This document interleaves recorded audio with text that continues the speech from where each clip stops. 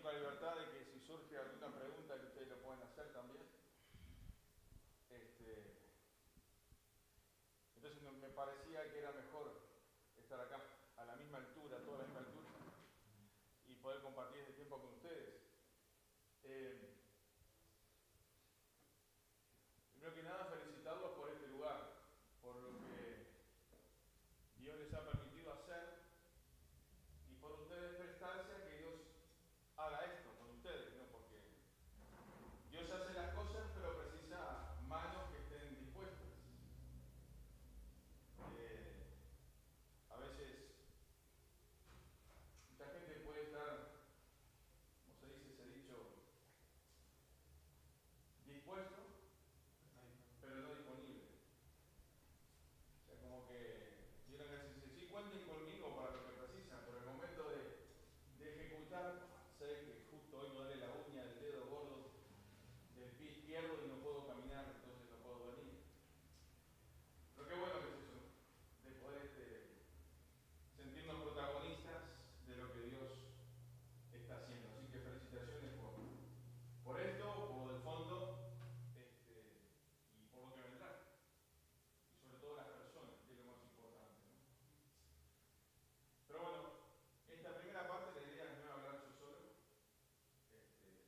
sino que Elizabeth puede hablar más que yo. En casa eso se da.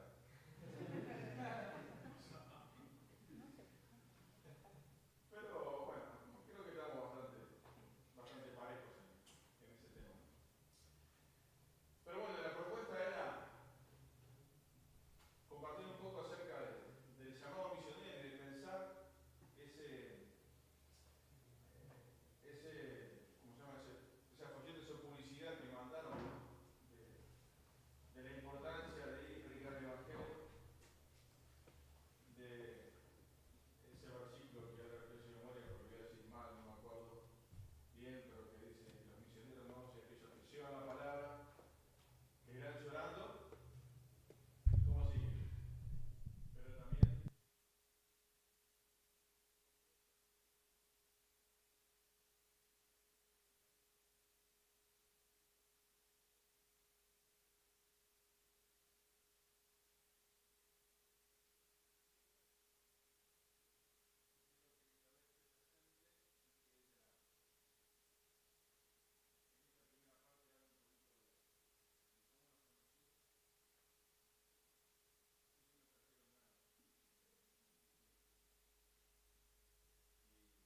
qué bueno ver este grupo de jóvenes.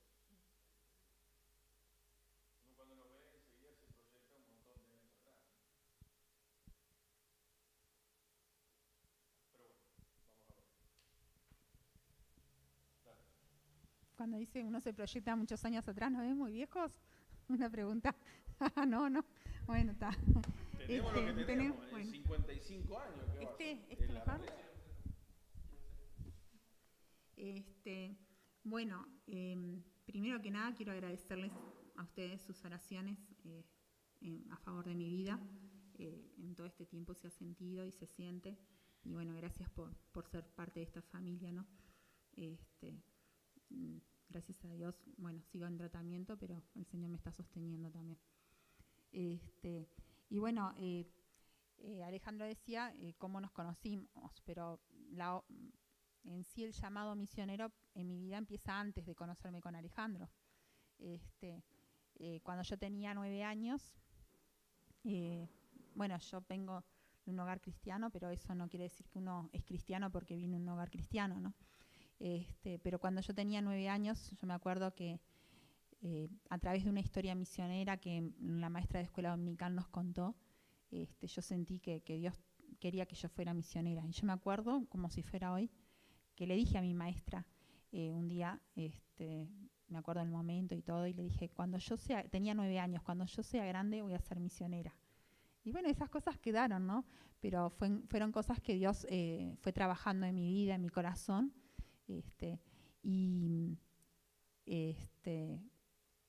Eso pasó antes de que yo recibiera a Cristo. O sea, conscientemente yo no recuerdo una decisión por Cristo antes. Quizás lo hice y no lo recuerdo, ¿no? Yo lo recuerdo a los 13 años que yo entregué mi vida al Señor Jesús como mi Salvador. Y bueno, y desde ese momento soy una hija de Él. Después, bueno, fui al liceo y cuando estaba cerca de terminar el liceo, me acuerdo que vino el barco Dulos, no sé ustedes si sintieron hablar de él, pero fue los mismos barcos que el Logos 2 y el Logos Hop, pero se llamaba Dulos, y vino 2 veces a nuestro país, y también ahí compartían las necesidades en diferentes países, cómo la gente necesitaba de Jesús, y yo me acuerdo que en ese momento quise también como poner en práctica la decisión que yo había tomado, y fuimos con mis padres, hablamos con las personas a bordo del barco, con los directores, y bueno, ellos me dijeron que era muy joven, que estudiara inglés, que me capacitara un poco más, y bueno, esas puertas que yo pensé que se podían abrir, se cerraron.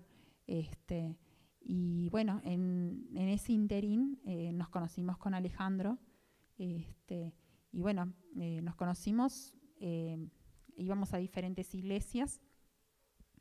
Una de las formas a veces que teníamos no había tantos campamentos como ahora, era el coro unido que había un coro unido que era de todas las iglesias, iban a ensayar a mi iglesia porque yo era de La Espada, y bueno, también ahí nos conocimos porque él también venía a las reuniones de jóvenes, porque los sábados no tenían reunión de jóvenes ellos, y venía a las reuniones de jóvenes de ahí. Y bueno, digo, son esas cosas que... no. Sí, solo reunión de jóvenes. Pero venían de varios lados, ¿verdad? Se hacía tipo mesa redonda, me acuerdo que estaba don Julio Rey el que llevaba a cargo las reuniones, y se compartía mucho de la palabra, estudiábamos juntas la palabra. Y bueno, un paréntesis con respecto a eso, no, porque son cosas muy importantes. Estamos hablando de 30 y pico de años atrás. No habían tantas reuniones de jóvenes como ahora. Campamento, experimentaron con nosotros cuando teníamos 15 años, en la iglesia donde yo estaba. Ellos tenían algún año antes a nivel de clase de escuela dominical y tenían un poquito, ¿no? De adolescente. Pero miren, el mundo que ustedes conocen de las iglesias hoy en día, hablen de este tiempo 25 años atrás, para adelante. Antes era muy difícil. Por eso el coro unido, que acá hay buenos músicos, deberíamos promover de vuelta el coro unido de las iglesias, Eso, Pero era muy bueno y sonaba muy bien, a pesar de que cantaba yo. Y esas eran las actividades que había en conjunto. Claro. Y la reunión de jóvenes que hacían La Espada también, veníamos de varias iglesias, porque no habían otras iglesias con reunión de jóvenes. Cierro el paréntesis.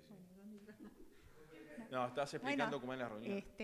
Y bueno, y ahí nos empezamos a conocer. Después también una de mis primeras campañas evangelísticas fue en el Carmen. Les voy a decir el año porque todos capaz que están diciendo. Fue en 1984. 1984 fue mi primera campaña evangelística, y también estaba Alejandro. Bueno, y bueno, fuimos teniendo una linda amistad. Nos escribíamos cartas como amigos también, porque era el tiempo que no había ni celular ni nada. Imagínense, Alejandro vivía en Progreso y yo en Montevideo, era muy lejos. Entonces, no, pero Montevideo, no en cualquier lado de Montevideo, porque si en Montevideo en el centro era más alejado. Solo. Pero bueno, y aparte, por ejemplo, si yo lo llamaba por teléfono, los teléfonos, él tenía un teléfono a cuerda en la casa. No, sí. A manija. Bueno, manija, perdón, quise decir, daba cuerda, no sé cómo es eso, porque yo nunca lo tuve. Bueno, a manija, y llamaba a la operadora, y ahí la operadora le decía, bueno, tiene media hora, 1 hora de demora. ¿Estamos hablando del siglo pasado? Estamos hablando del milenio pasado, ¿no? Y bueno, es un poco gracioso, pero bueno, era así. Y bueno, nos fuimos conociendo hasta que, bueno, llegó el momento de que nos pusimos de novios, y antes de ponernos de novio, una de las preguntas que nosotros, o nuestras inquietudes, era qué inquietud teníamos en cuanto a la obra de Dios. Y los dos queríamos servir al Señor. Así que, bueno, eso también fue algo que nos unió. Yo le enseñaba a tocar el acordeón. Ahora está con la guitarrita, que eso, que vos ves dos tocando guitarra, y hoy hay otras cosas, ¿no? No, pero ella me hizo un día una pregunta que de casualidad nos encontramos, ¿vieron? Esas casualidades que se dan. Ella salía de la Facultad de Derecho, yo trabajaba allá en Lesica, o sea, no había forma de que por casualidad nos cruzáramos, pero bueno. La cuestión es que nos encontramos en la Plaza de los Bomberos, ahí en la Plaza 33, empezamos a conversar. Y ella me hizo una pregunta. Ella me preguntó qué pensaba yo con respecto a la obra del Señor. Y yo contesté lo que yo pensaba, lo que sentía, lo que veía que Dios, la carga que estaba poniendo en mi corazón, pero nunca imaginé que esa era una pregunta que después fue una pregunta que fue fundamental en confirmar nuestra relación, ¿no? Porque en base a esa respuesta Dios empezó a trabajar también en los dos para ir hacia una misma dirección, ¿no? Estamos hablando de que teníamos, porque ella es mayor que yo, 6 meses. Pero teníamos 17 años. Yo cumplí 18 años una semana después de habernos arreglado, de habernos ennoviado. Así que era menor, ¿eh? Es más, cuando nos casamos a los 20 años tuve que pedir permiso a mis padres, porque para casarse precisaba permiso hasta los 20 años. Antes era a los 21 la mayoría de edad para casarse. Sin permiso, ¿no?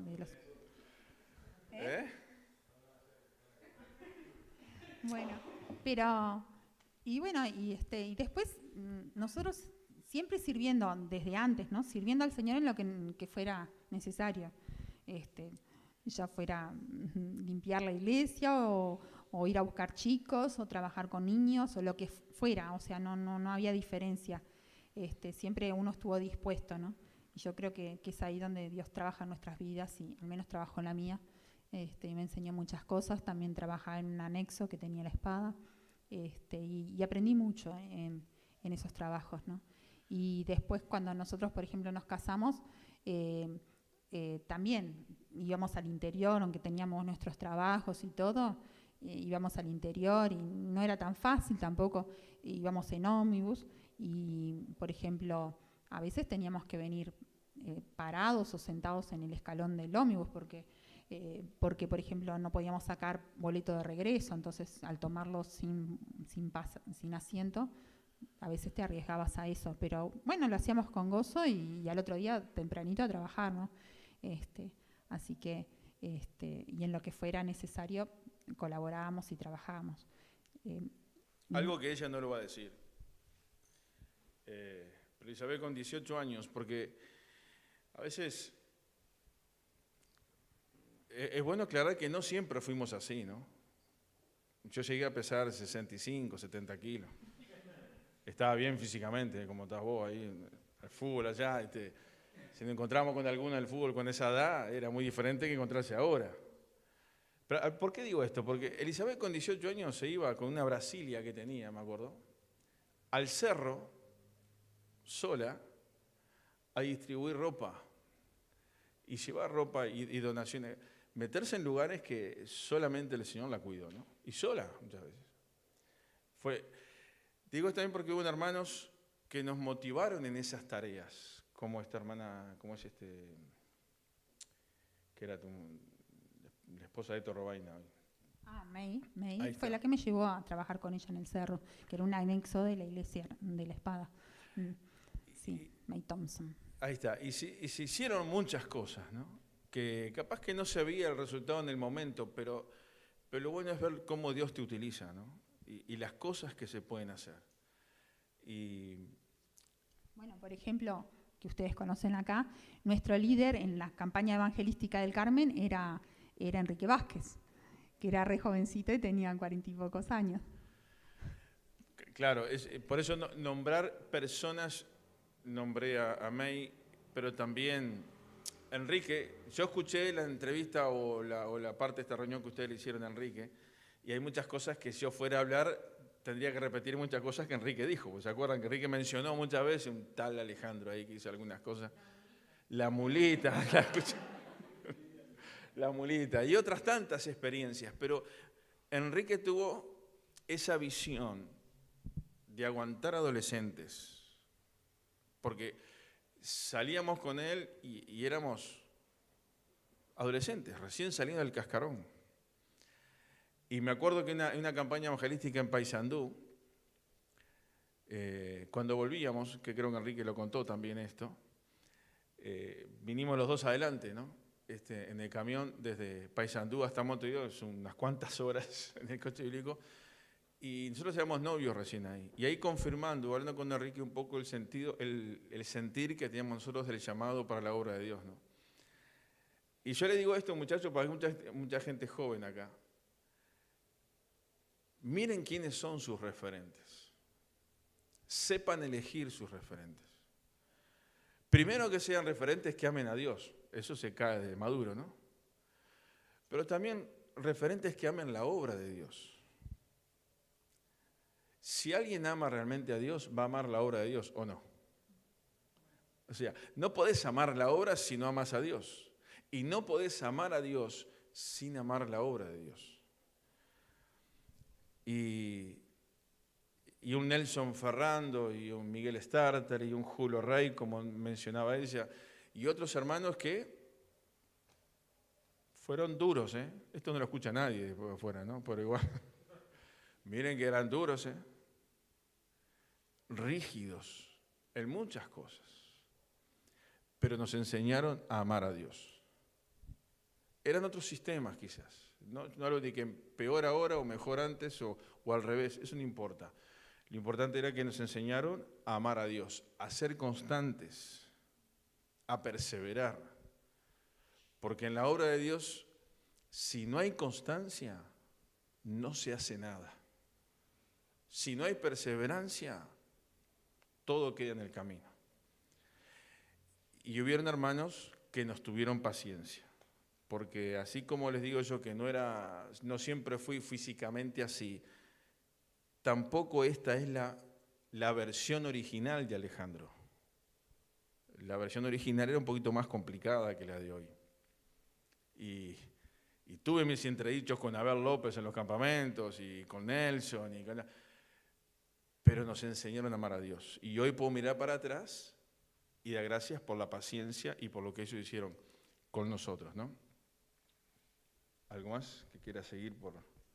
No, hablando de personas así que influyeron en nuestra vida, mismo en el trabajo en el Cerro también, con Ubaldo, que era uno de los pastores ahí, también aprendí mucho en cuanto a visitación, en trabajar entre la gente y bueno, y lo que es buscar a Dios en su palabra, también lo aprendí en esos lugares.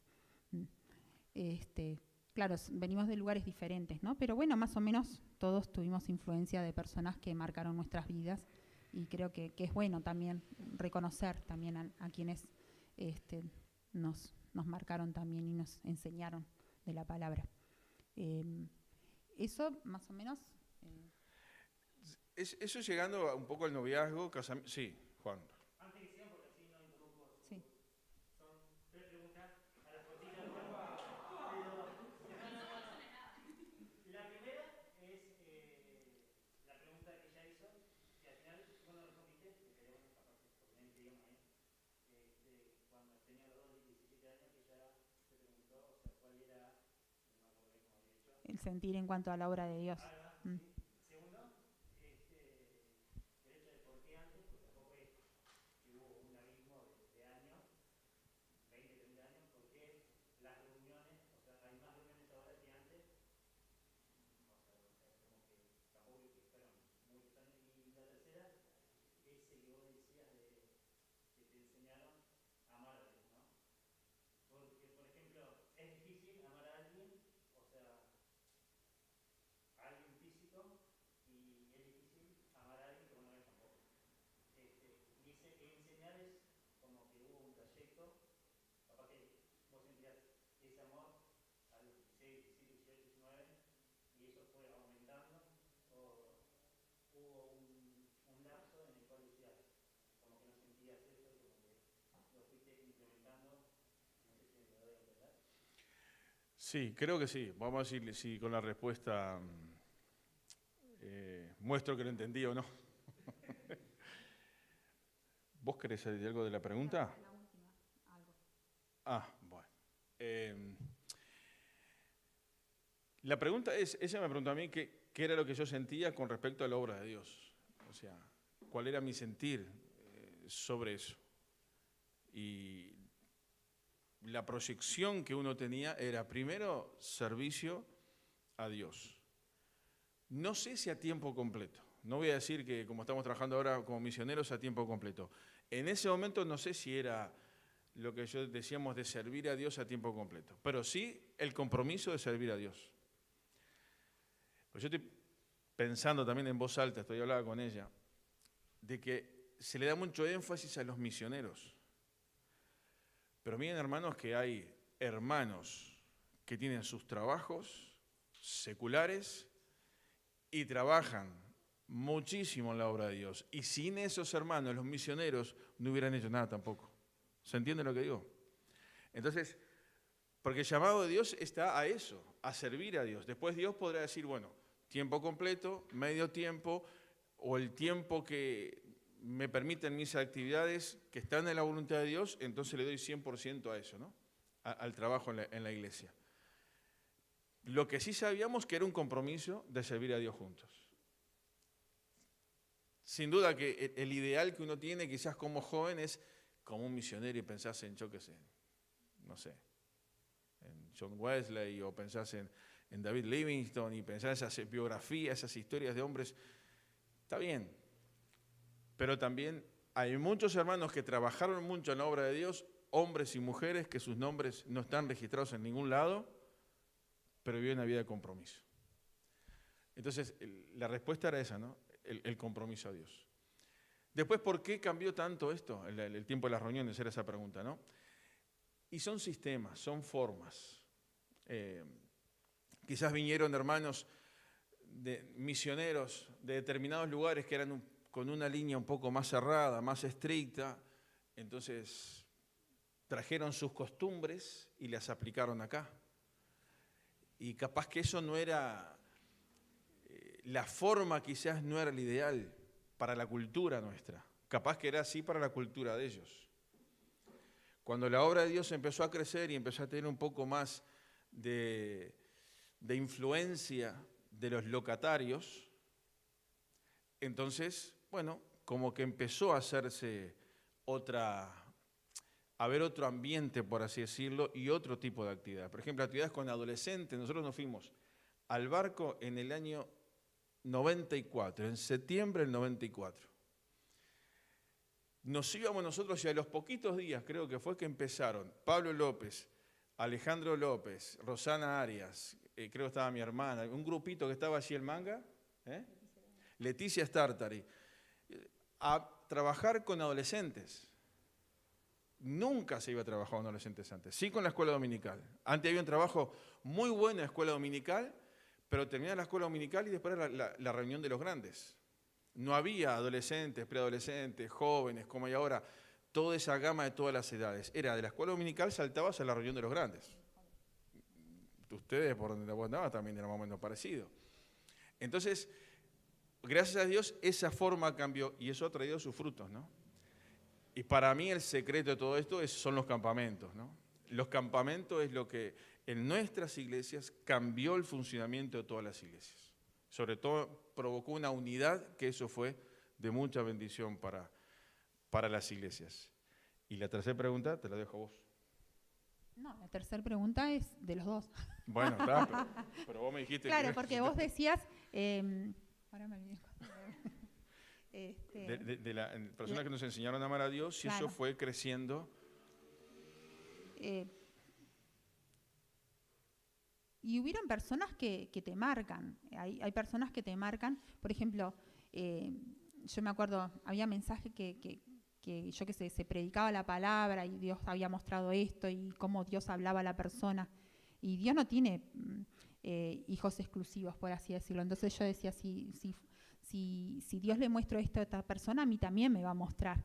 y es ahí que vos empezás a leer la palabra y Dios te empieza a mostrar cosas y empezás a leerla y a comerla y a disfrutar, ¿no?, de la realidad de Dios. Y pienso que es una forma que te enseñan a crecer, ¿no?, a través de, bueno, si Dios le habla y a tal persona, también a mí me puede hablar. Y bueno, ¿y cómo me habla? A través de la palabra, leyendo, sacando enseñanza de ella, ¿no? Y digo, en ese caso me ayudaron a crecer también en el trabajo, en el amar la obra, son cosas que uno va creciendo. Y sí, a veces, y pienso que es un proceso, es un crecimiento y es un desafío que cada uno tiene. Hay personas que lo aceptan y crecen y otros que no, capaz que o no crecen tanto, no sé, digan, pero pienso que es diferente, pero hay gente que te marca. Vos decís, si ama a Dios, bueno, yo también puedo amar a Dios de esa forma, ¿no? No sé cómo decirlo. Uno puede ver a Dios en los hermanos. Y alguien el otro día me decía esta pregunta, lo que pasa es que yo no siento nada en la iglesia. Y yo digo, ¿qué querés sentir? Entonces la persona le pregunto, ¿vos me querés a mí? Claro. ¿Y querés a fulano? Claro. ¿Y querés a fulana? ¿Y querés a esto? ¿Y qué querés sentir? ¿Por qué me querés a mí? Porque nos conocemos, ¿por qué? Porque es el amor de Dios en nuestra vida. Y eso es lo que tenés que sentir. Cuando vos conocés a los hermanos y los querés y los amás, esa es la presencia de Dios. O los amás porque son lindos, porque son flacos, gordos, yo qué sé, o son talentosos, no. Los amás porque Dios está en ellos, ¿o no es así? Porque el amor de Dios está en nosotros. Y miren, yo fui bastante rebelde cuando adolescente. Yo quería jugar al fútbol nomás. Para mí existía la pelota y un poco de básquetbol también. Pero nada más que eso. Y eso, en aquella época me tiraban para afuera. No, si jugaba al básquetbol, para mejor jugar los domingos, saben cómo era, ¿no? Era poco menos que te crucificaban en una plaza, en el centro. Pero para mí era eso. Y saben que un día voy a una reunión de oración unida, otras cosas que se dejó de hacer. Cuando hay reunión de oración unida, jóvenes, hay que estar ahí. Reunión de oración unida de todas las iglesias. En la iglesia de Colón, de ese día nunca me olvidaré, una iglesia pequeña, éramos como 10. Era de todas las iglesias, ¿no? Pero allá el tío Nelson, Ferrando, vivíamos en Progreso, pasaba cerca de casa y venía solo y yo iba con él, gurí. Y me acuerdo como si fuera, yo estaba en el último banco. Yo creo que ni bautizado, ¿verdad? Y estaba un hermano en el primer banco, empezó a orar. Y esa oración parecía que me estaba hablando a mí de una forma tremenda. Él decía, Señor, que tú levantes a la juventud. Y el único joven que estaba ahí, el único joven gurí, era yo y los demás eran todos. Pero parecía como que Dios se sentó delante mío y me estaba hablando a mí. Y esa reunión de oración marcó mi vida. No había música, no había canto, no había juego, no había nada. Había un hombre que ni siquiera me estaba mirando, estaba en el primer banco y estaba orando. Y esa reunión de oración a mí me marcó mucho. Por eso Dios nos puede hablar de distintas maneras. Y cambié la actitud mía, me acuerdo bien claro después de eso. Entonces, el amor es de Dios. De tal manera amó Dios al mundo que ha dado a su Hijo unigénito para que todo aquel que cree no se pierda, mas tenga vida eterna. El amor, esa es la esencia. Y uno empieza a amar a aquel que a uno lo amó. Y nos inspiran otros a amar a Dios. Y vamos a sentir a Dios, queridos, cuando sentimos el amor de los hermanos. Esa es una forma también de sentir a Dios. No es que caiga un rayo del cielo, que te tires al piso. Sentí el amar a otros y que otros te aman. Y el estar unidos en la iglesia, orar unos por otros, sentirnos parte de esta gran familia. ¿Por qué estamos acá? Porque hay Dios. Si Dios no existiera, ¿estaríamos acá? No. Estamos acá porque Dios es real. Bien. una semana antes de cumplir 18 nos ennoviamos. A los 20 años nos casamos. 21 ella. Pero seguimos trabajando en la obra de Dios, y yo con mis trabajos, y ella con su estudio. Ella estudió en la universidad como 4 años, ¿no? 3 años de casados o algo así. Y pero bueno, pasó algo. En el año 93 llega el Logos 2 a Uruguay. Y yo empecé ahí, Dios nos permitió empezar con un ministerio de deportistas, de atletas cristianos, que lo empezamos acá en Uruguay. Y bueno, venía el barco y nos pareció una buena oportunidad para hacer una actividad importante en el barco, porque el barco tenía toda la prensa, un montón de movimientos. Y bueno, pero Elizabeth no quería ir al barco. Ahí seguís vos. No, iban a hacer la reunión esa de atletas cristianos a bordo del barco, y en sí, cuando vino el barco yo saqué, vieron que, no sé si ustedes conocen el sistema del barco, pero uno saca unos tiquecitos para ir a conferencias, ¿no? Y me acuerdo que esa vez dije, yo no voy a sacar ningún ticket, no voy a ir a ninguna conferencia, porque claro, era como que se removía todo eso que yo había, ese deseo de servir, de ir en el barco, que me habían dicho que no, y como que se había cerrado esa puerta. Entonces yo no quería que dentro de mí se removiera de nuevo todos esos sentimientos. Así que decidí no sacar ningún ticket para ninguna conferencia a bordo. Pero claro, cuando hicieron esta conferencia a bordo fui, y fui para acompañarlo y para estar en este trabajo evangelístico que se hacía. Pero nada más. Recuerdo que ese día llegamos a casa y bueno, está.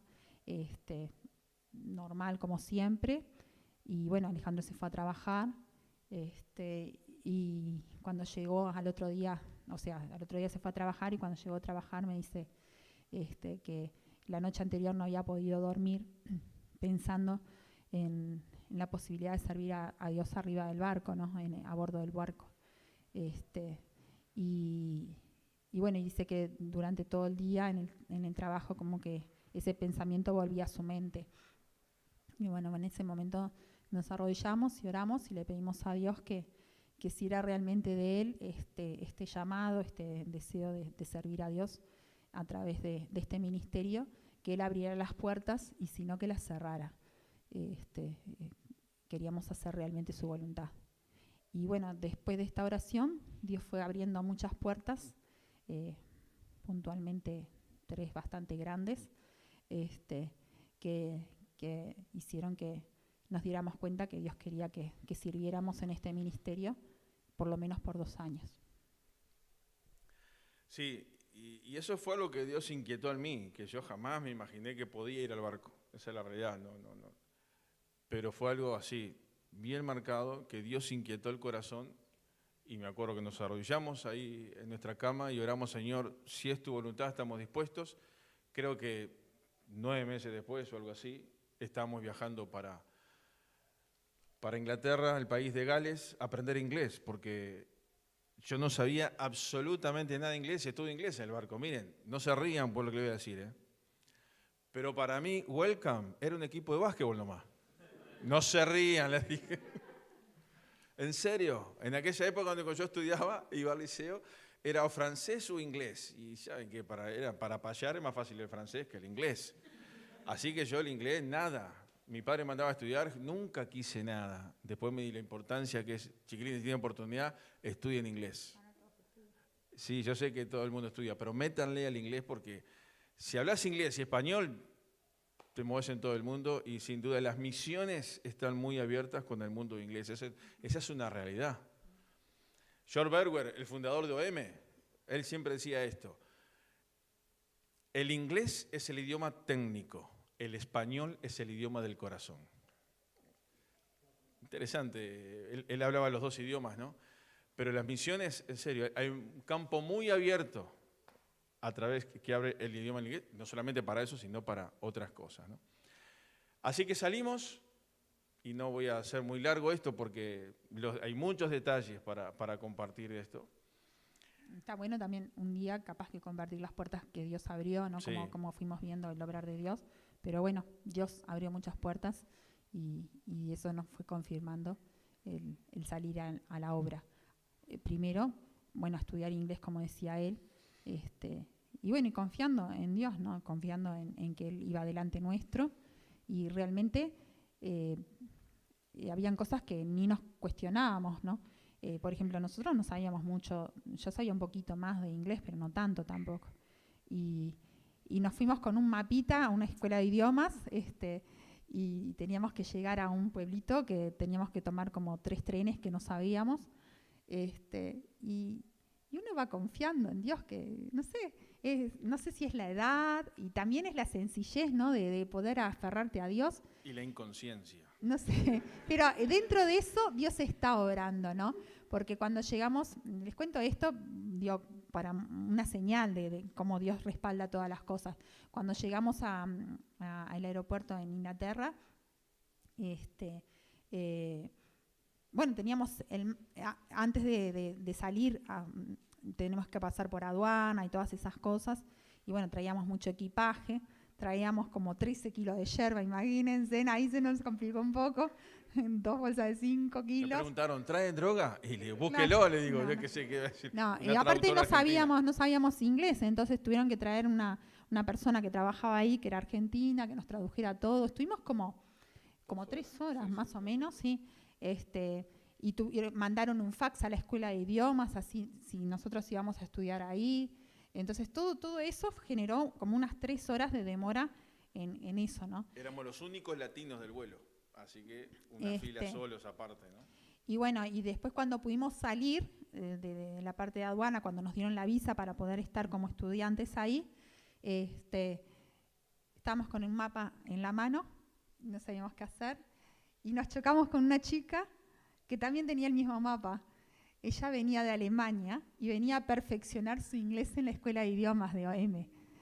Entonces, con esta chica llegamos, con esta chica tomamos los 3 trenes, cambiamos de carril, cambiamos de todo, y como esa demora que uno dice, ¿no?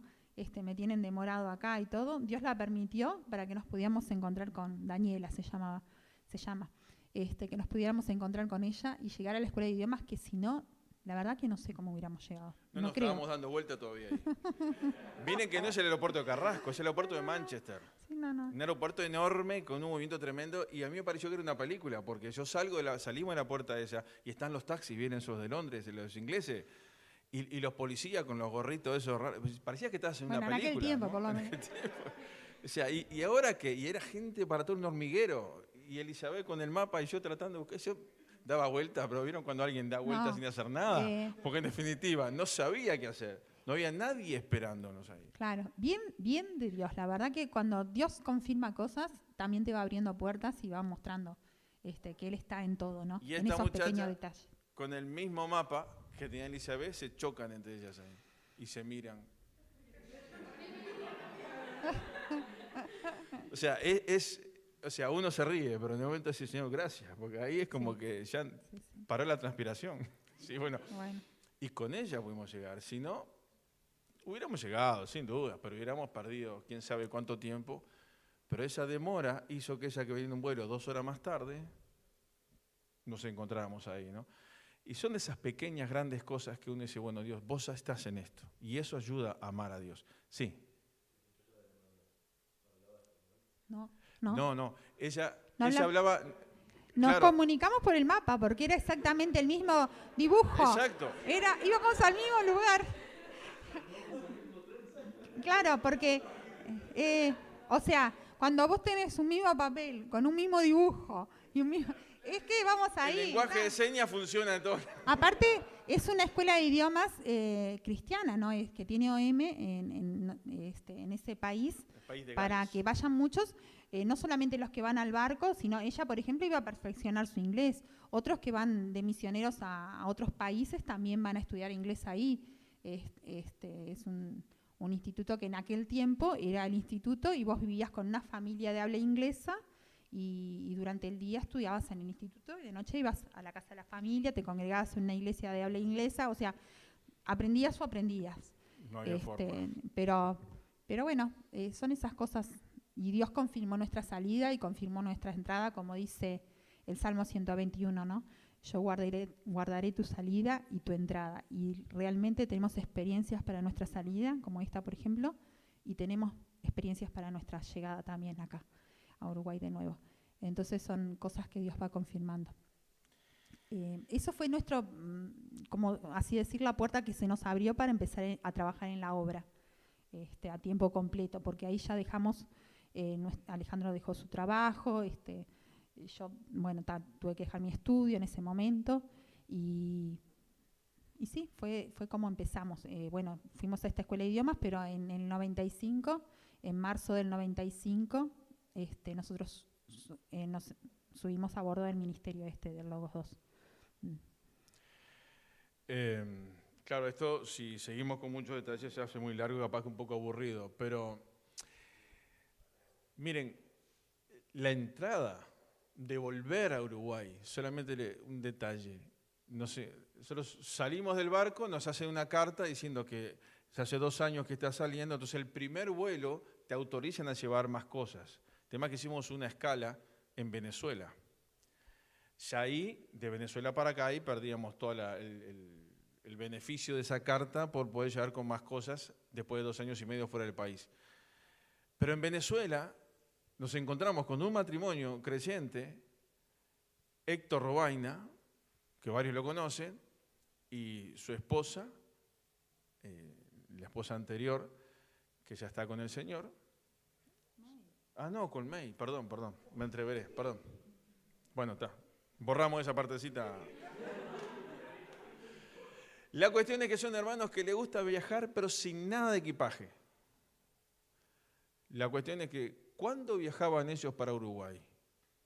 El mismo día, la misma hora, el mismo vuelo. Así que ellos llevaron parte de nuestro equipaje porque no tenían nada de equipaje y nosotros la otra parte y vinimos sin ningún problema. Digo, ¿cómo es? Uno se ríe, pero esos detalles, y si algún día lo ven a Héctor, pregúntenle a Héctor, siempre se acuerda de eso, ¿no? Y miren, un gran cambio tecnológico cuando llegamos acá, ¿eh? Llegamos al aeropuerto, una cantidad de gente esperando, ¿no? Gracias. Todos con los ladrillos aquellos colgados acá. ¿Se acuerdan? En el año 97, ¿eh? Eran los celulares. No. Eran así grandes. Andaba con cada bicharraco, parece un revólver acá. En el año 97. Pero ya todo el mundo andaba con esos aparatos y ahí empezó el cambio. Pero Dios tiene todo bajo control. Y bueno, por ejemplo, nosotros en el barco, nuestro trabajo, el ministerio más bien del barco es evangelístico. Entonces, quizás es el fuerte más de Alejandro que el mío, ¿no? El mío es más el discipulado.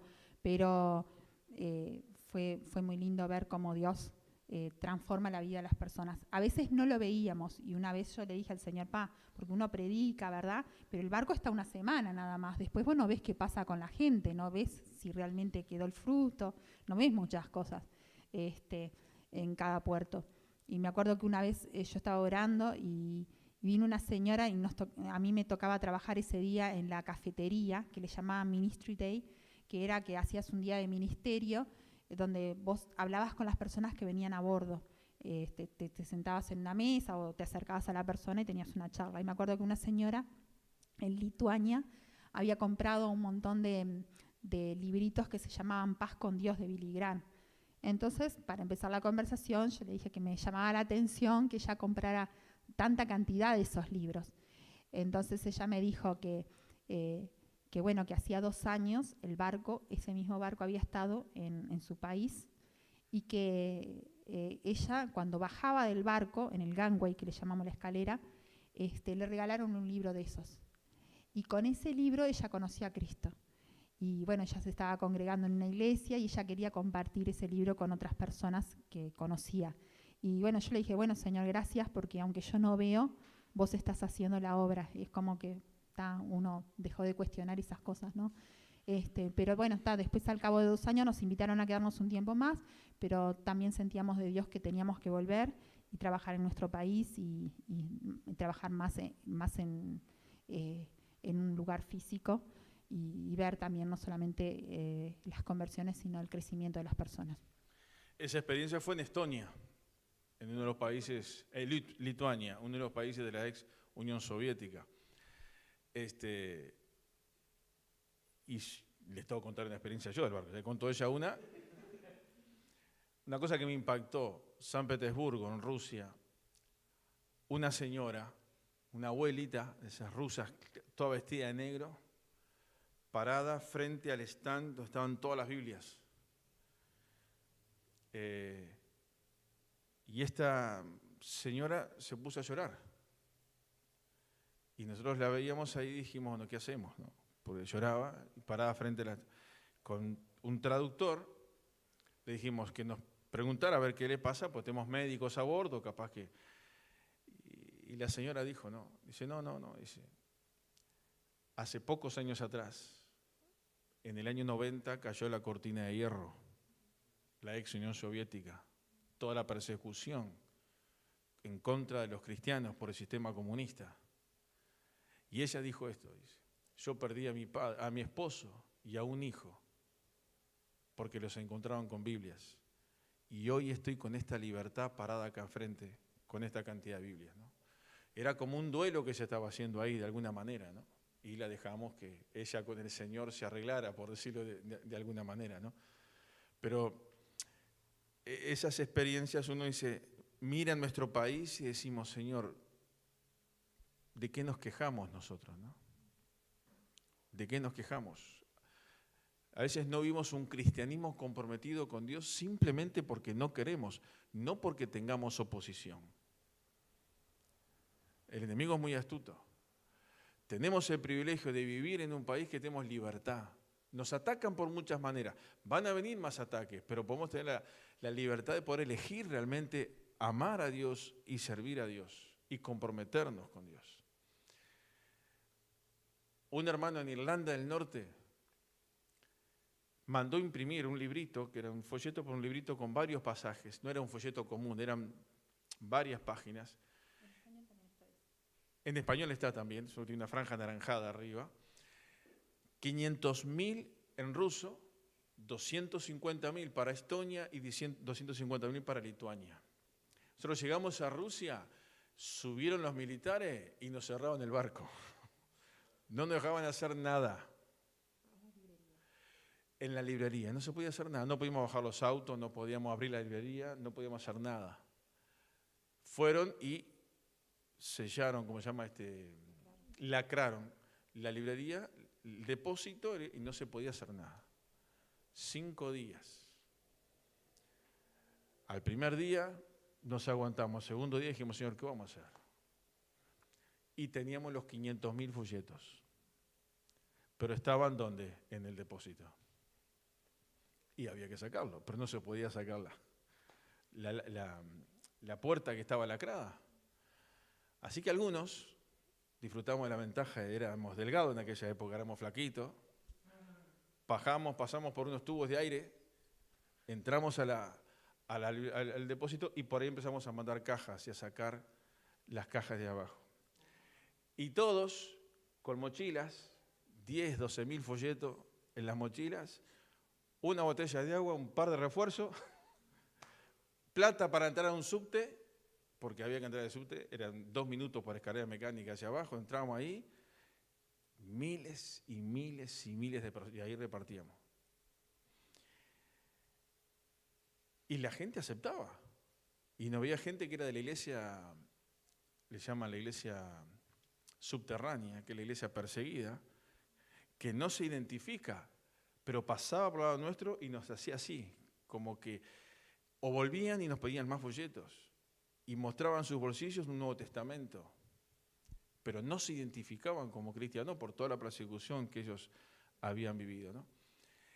Y nosotros todos los días salíamos así. El último día salieron como 150, éramos 200 en la Claro, tripulación. porque primero salimos los que trabajamos en la librería, Exacto. como no nos dejaban trabajar ahí, bueno, podíamos tener ese tiempo para salir y estábamos todo el día afuera. Y si repartías un folleto, tenías que pararte y quedarte quieta repartiendo así, porque era tanta cantidad de gente, si empezabas a hacer así te mareabas, ¿no? Era tremendo, ¿no? Y el ruso lee. Lee muchísimo. Así que veíamos después por las escaleras, subiendo y la gente leyendo así. No había tantas máquinas de foto como ahora, ¿no? Ahora andábamos con unas máquinas que quedabas pegado, sacabas una máquina de foto y que te querían matar hoy. Dice, y mientras estaban en el subte, los parlantes continuamente hablando, bla, bla, no sé qué decían, ruso, ¿no? Bla, bla, pero la gente en silencio y leyendo. El último día, un día dijimos, vamos a terminar con esto, y salieron más de 150 tripulantes a repartir folletos. Llevamos todo el material que quedaba a bordo. En los subtes, en las calles, repartimos todos. Ese día empezamos a tener problemas. La policía nos corría de una estación a otra. Veíamos a la policía y nos subíamos a un tren. Y nos bajábamos a la otra estación. No sabíamos dónde andaba, porque andaba todo por ahí abajo. Y veíamos así otra vez la policía y nos subíamos a otro y bajamos a otras estaciones. Otros que estaban afuera tuvieron problemas con gente unos borrachos, otros que quisieron pegarle a un grupo. O sea, tuvimos diferentes dificultades el último día. Terminamos todo eso. Cuando llegamos a la tardecita del barco, cuando llegamos temprano y volvíamos a la tardecita, ¿saben cuál noticia tuvimos? Que a partir del otro día se podía abrir el barco. Que podíamos abrir el barco con todas las actividades normales. Si Dios no hubiera frenado la actividad normal del barco, esos 500.000 folletos no se hubieran repartido. Nos hubiéramos llevado una cantidad de folletos para atrás o dejárselo a alguien. Pero de esa manera Dios hizo que esos 500.000 folletos quedaran repartidos ahí en San Petersburgo, ¿no? Uno ve cómo Dios obra en esas cosas, ¿no? Y realmente eso te desafía a decir, Señor, yo quiero más de estas cosas. Y Alejandro dice el último día, pero el último día lo decimos ahora, no sabíamos cuándo era el último día, ¿no? Porque fue cuando Dios dijo, bueno, ahora sí, ¿no? Y bueno, y cuando vinimos, fuimos encomendados para trabajar acá en Uruguay a tiempo completo.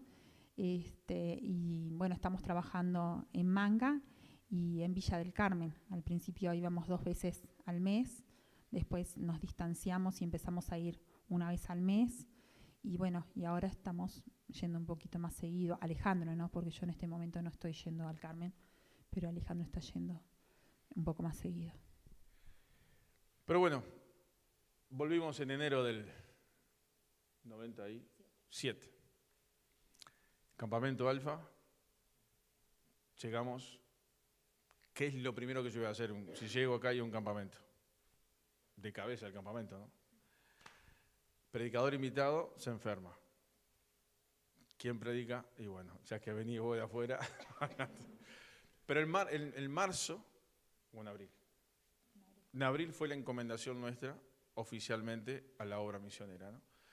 Y de ahí, bueno, hay otro montón de cosas que uno podría hablar, el tema del ministerio de la carpa. Yo sé que con Enrique les comentó muchas cosas de la carpa, del coche bíblico, el privilegio del campamento, del Alfa, bueno, muchas cosas que Dios ha permitido que se formaran en los últimos años, ¿no? Y el tema es decir, no por nosotros, digo en general, decir, bueno, de aquí el más, ¿qué es lo que queda? ¿Qué es lo que hay por delante? Y bueno, solamente Dios lo sabe eso. Hay muchos desafíos, hay muchas cosas que podríamos compartirles, pero yo creo que ya es un poquito largo. No sé si alguien tiene alguna pregunta. Y el trabajo de discipulado ayudó mucho a crecer la iglesia, ¿no? El discipulado es fundamental, el 1 a 1, ¿no? El curso, el estar, el acompañar, el visitar. Y bueno, ustedes tienen acá un gran maestro como es Enrique, sin duda. Y yo sé que está de más decirles esto, pero a veces quizás no nos damos cuenta quiénes tenemos alrededor nuestro. Y hay mucho para agradecer por Enrique y Elida, que para nosotros fueron nuestros mentores en aquella época. Yo me acuerdo un día quise ser simpático con él y dar un regalo del amigo secreto en un campamento. Y pensando en ese versículo de las manos y los pies, el que anda, fui y encontré una gaviota muerta y le corté las patas y se la regalé Seguro que era un adolescente. con una esquelita muy espiritual, pero tenía un olor aquello que era. Yo no sé si se acordará, pero yo sí me acuerdo porque digo, qué ridículo esas cosas, pero bueno, cosa de... Sí, así que se acuerda, está bien. Por eso digo, miren, caminar, a veces más rápido, a veces más lento, lo importante es avanzar. Dios nos permitió ver muchas cosas en estos 25 años casi de estar en el ministerio. Y veníamos a una velocidad y de repente Dios nos frena con el tema de la salud de Elizabeth. Y Dios tiene sus propósitos. Y hay que reestructurar algunas cosas y hay que mirar cómo, y bueno, pues igual seguir. Elizabeth, la verdad que es una campeona con todo lo que ha resistido y con lo bien que está y cómo está llevando todo esto. Es mucho más de lo que muchos piensan, pero gracias a Dios por las oraciones de la iglesia, porque eso también es sentir a Dios.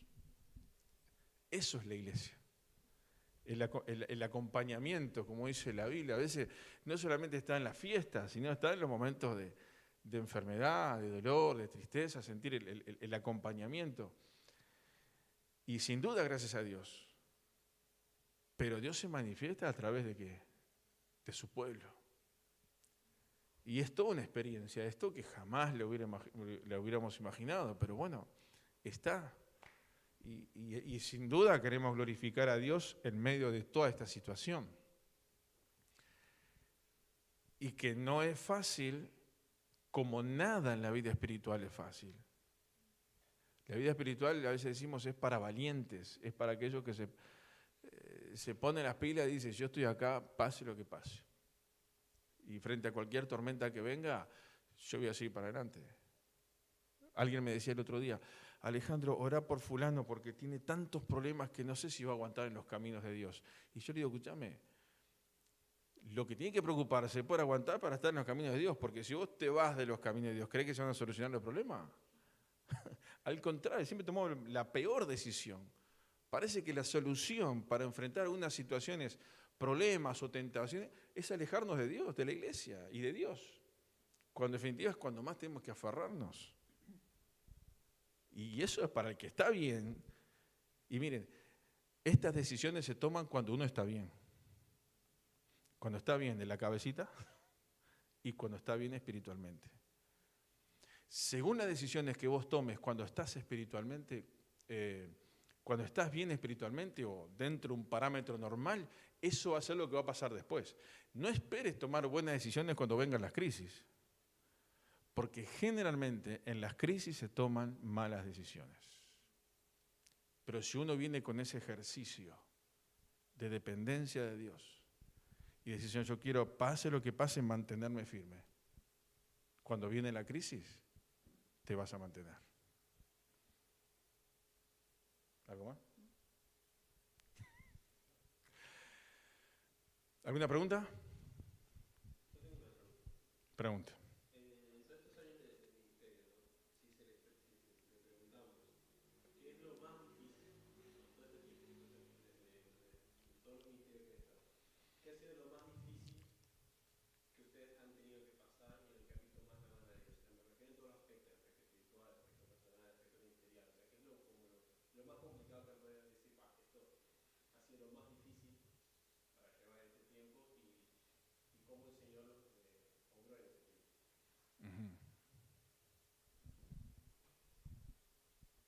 ¿Se te ocurre algo? Sin duda, creo que hasta ahora lo más difícil, yo lo pondría en dos cosas. Uno es la situación de salud de Elizabeth. Y bueno, no es un quejarnos de esto, sino es que es un partido difícil de enfrentar. Eso es la realidad. Y después también el otro tema que sé que está en la cabeza de muchos también es el hecho de no haber podido tener hijos, que es un tema también del que hay que hablar, porque esa es una realidad, es una experiencia. Un matrimonio que se casa, ¿qué quiere tener? Si está dentro de lo normal, porque hay algunas excepciones, es algo normal, una familia. Bueno, Dios dijo que no. Y sin duda es un tema que hay que manejarlo, ¿no? Que no es fácil. Pero sabemos que Dios está también en todos estos detalles. Y después en lo ministerial,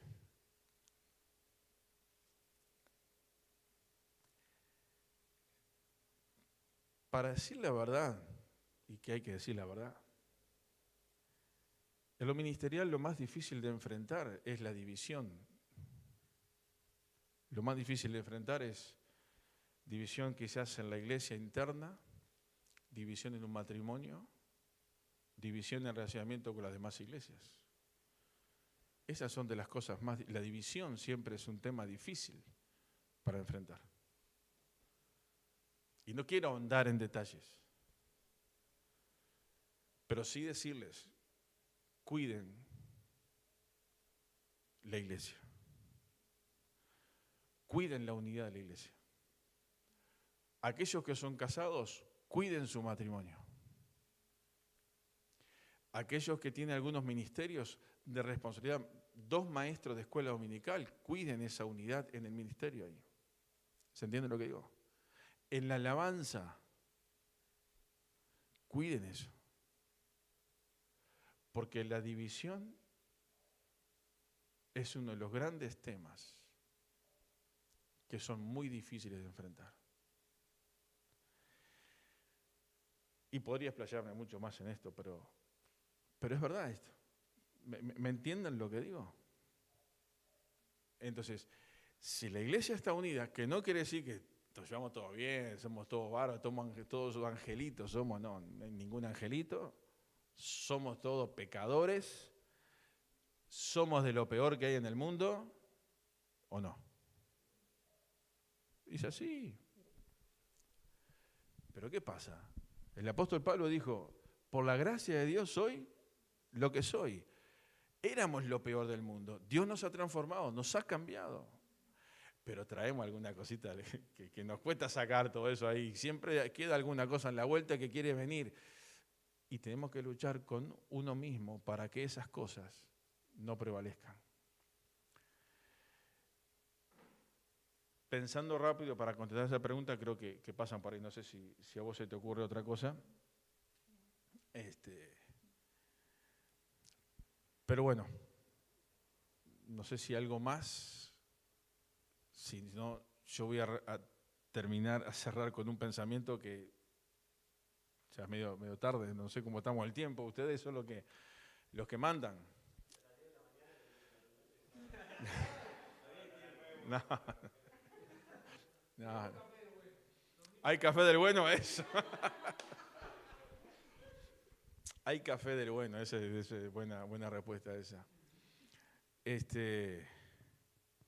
Pero no sé, si vos querés decir algo más. No, como quieras, yo no tengo... Quedaste, no pasa nada. Acá me parece que estoy en la radio acá.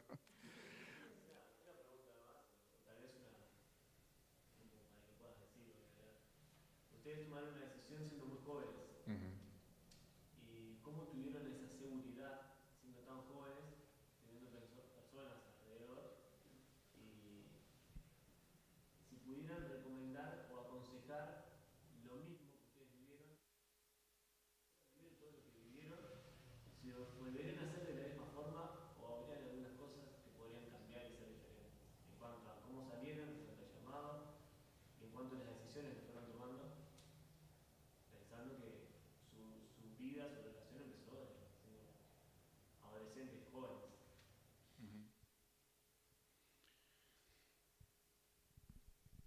No, yo no cambiaría la decisión. Digo. No, creo que la forma, ¿no? No tanto la decisión, sino la forma. las formas, cómo se dieron las cosas. cómo se dieron. Sí. Y sí. Más de 25 años sirviendo, pero Ujú. muchos años antes de relación. Mm. Si pudiera seguir trabajando y tener un negocio, tener otra cosa, sería diferente. Tendría, hubiese hipotecado lo que está pasando ahora, lo que están viviendo ahora, por tener algo distinto. No, de hecho tuvimos oportunidad de tener algo distinto. Y elegimos. Ahí va, tuvimos oportunidad. Sí, sí. ¿Pero qué podrían llegar a tener o qué podrían llegar a estar haciendo en este momento si no hubiesen decidido ser misioneros? Y hoy obviamente que a lo económico, hoy obviamente a muchas cosas que a veces se piensa, bueno, ya, el misionero es misionero y pobre misionero. Pero no es así. Creo que Alejandro también entiende bien por dónde va la. Sí. ¿Vos querés decir algo? No, digo, lo que yo dije es que no cambiaría. Digo, la forma tampoco. Digo, pienso que fue la forma que Dios quiso y estoy contenta con eso, con ese llamado y me siento bien en lo que estoy haciendo porque estoy obedeciendo a Dios. No, digo, podría estar haciendo otras cosas, sí. De hecho, podría haber terminado mi carrera capaz que y otros capaz que lo hubieran hecho. Yo no lo sentí de terminarlo porque no me podía meter en dos cosas de lleno. Entonces, bueno, tampoco digo, ay, qué horrible, no la terminé, ¿no? O sea, no siento pesar, digo, por no haberlo terminado, digo. Hice hasta que Dios quiso y fue de bendición también ese tiempo, pero pienso que Dios me llamó a otra cosa y estoy convencida de lo que Dios, a qué Dios me llamó. Y bueno, o en el trabajo tuve otros ofrecimientos también y otras cosas, pero bueno, uno sabe a lo que Dios nos llamó y Dios ha sido fiel, ¿no? Digo, Dios ha sido fiel en cada detalle. Profundizo un poquito más. Vos te haces responsable. No, pero, a ver, Elizabeth viene de una familia que en la parte económica es una familia, ¿cómo decirlo? Muy bien económicamente. No quiero utilizar ninguna expresión que pueda sonar, pero muy bien. Y yo vengo de una familia muy bien, pero del otro lado. Entonces ella tuvo que renunciar a muchas cosas. A muchas comodidades, mucho futuro. Ella le faltó un año para recibirse de escribana. Bueno, más o menos, pero un año y 2 meses, pues no era mucho. Pero sintió que no tenía que hacer eso. Cuando fuimos al barco, había estudiado todo eso y de repente Dios llamó para eso cuando volvió y no sintió la libertad de hacerlo. Yo trabajaba en la empresa de los padres de ella y era corredor de seguros, vendía seguros, estábamos muy bien y con una proyección muy buena. Pero Dios dijo, no ese es el camino. Y agradecemos a Dios por las oportunidades, como dijo ella, que había, pero Dios dijo, no ese es el camino. Y Dios nos mostró esto otro. Y yo le voy a contar cortito una experiencia que tuve en el Estadio Centenario.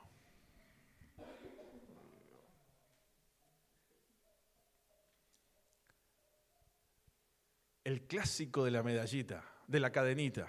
Algunos se van a acordar. No, acá nadie se acuerda de eso. ¿Qué año era? Final del campeonato uruguayo, como de costumbre, gana Nacional. Pero ese fue un clásico que hubo un lío con aquel panameño Deli Valdés y creo que fue el tío Sánchez, no sé qué, que le robó una cadenita que en aquel tiempo, increíble, jugaban con una cadena puesta en un partido, ¿no? De oro. Y se la robó, ya un lío bárbaro está. Pero en ese plantel de Nacional jugaba el Bocha Cardacho, que varios de ustedes lo conocen, Daniel. Él era parte del plantel, pero no pudo jugar porque estaba lesionado. Entonces me dice, ¿querés ir a escuchar la charla técnica? ¿Quién no? ¿Qué año fue eso? ¿Eh? ¿Qué año fue? Yo no me acuerdo qué año. Yo me voy a acordar. No, fue... Ahora voy a acordar. Pero estábamos casados, nosotros estábamos antes de ir al barco en esto. Pero voy a contar esto. Entonces, Daniel me dice, vamos a escuchar la charla técnica. Freitas era el técnico. Ahí está, 92. Jorge Seré, bien, es lo que es el Google, el hermano Google ahí. Jorge Seré, estaban toda esa gente. Bueno, y ahí estaba la charla técnica, a mí me parecía mentira. En el vestuario, en la charla técnica, Freitas con todo el plantel. Y el estadio arriba que hervía, ¿no? Estaba lo de... Está. Para el partido le das el corta. Fuimos con Daniel a la platea porque no podía jugar. Nacional sale campeón, da la vuelta, festejan, todo. Me dice el Bocha, ¿vamos al vestuario? Le digo, no. Andá vos, que vos sos el plantel. Y me quedé solo, en la América, del lado de la izquierda. Y se empezó a apagar las luces del estadio. Miren, yo siempre, hasta ese momento, luchaba con ese jugador de fútbol frustrado.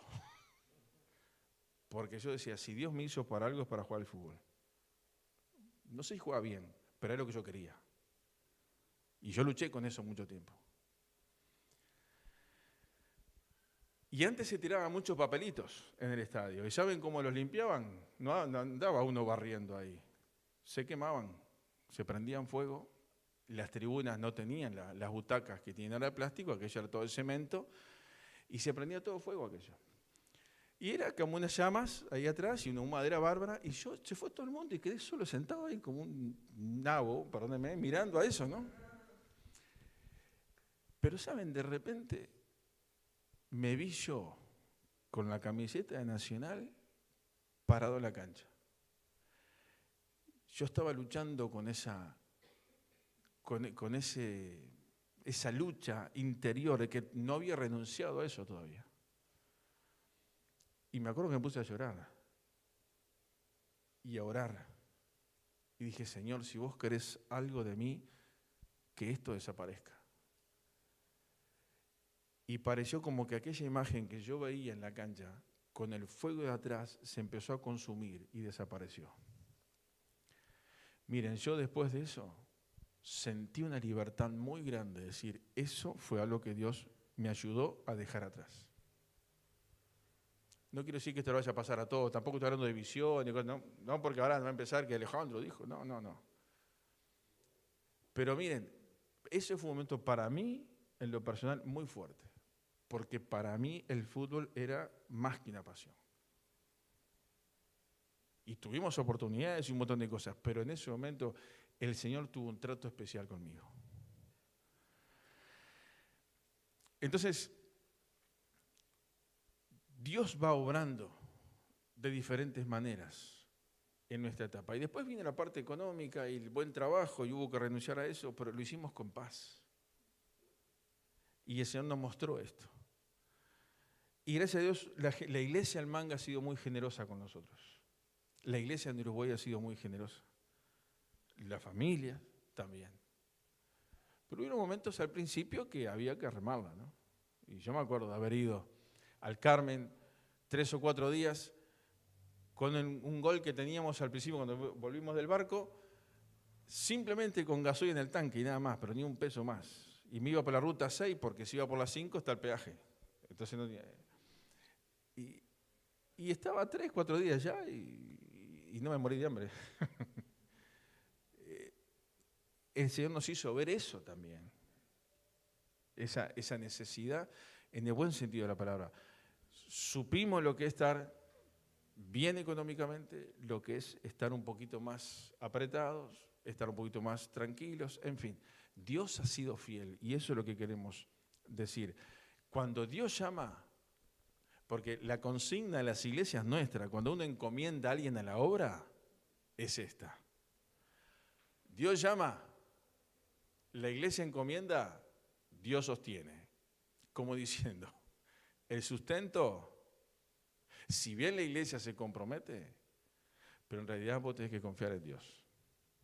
Porque nunca sabes cuánto ni cómo. A veces el cómo sí, pero nunca sabes y Dios ha sido fiel. Y eso es lo que quiero dejarles también a ustedes. Dios es fiel, pase lo que pase. Y vendrán momentos difíciles. Esto que están sentados acá ustedes es una demostración de fidelidad de Dios. Y ustedes saben cómo se compró esto, cómo se consiguió esto. Y el precio exorbitante que pidieron al principio, que estábamos acá con Enrique y otro más, le dijimos, no, Enrique, hay que ofrecer X, tanta cantidad. No, esto. Y se llegó a ese precio, más o menos. Y dije, oye, ven esto. Pero esto tiene sentido, ¿por qué? Porque están ustedes. Porque si no, esto era un club de bocha antes, ¿no?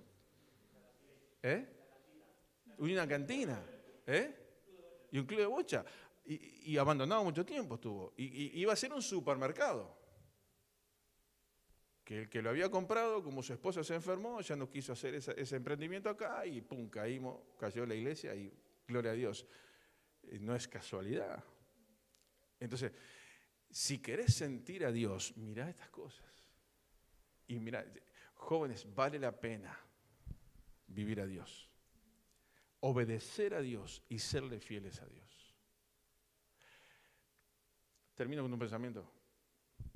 ¿Aguantan 2 horitas más? No. Y sí, los jóvenes que salen a bailar, bueno, ahora no pueden bailar, pero ahora están haciendo la previa y hasta las 6, 7 de la mañana. Esos, nosotros estamos... Yo escuché a alguna antes de empezar que ya se quería dormir y digo, ahora ni le pregunto por la duda, porque ya debe estar por el 5.º sueño. Pero,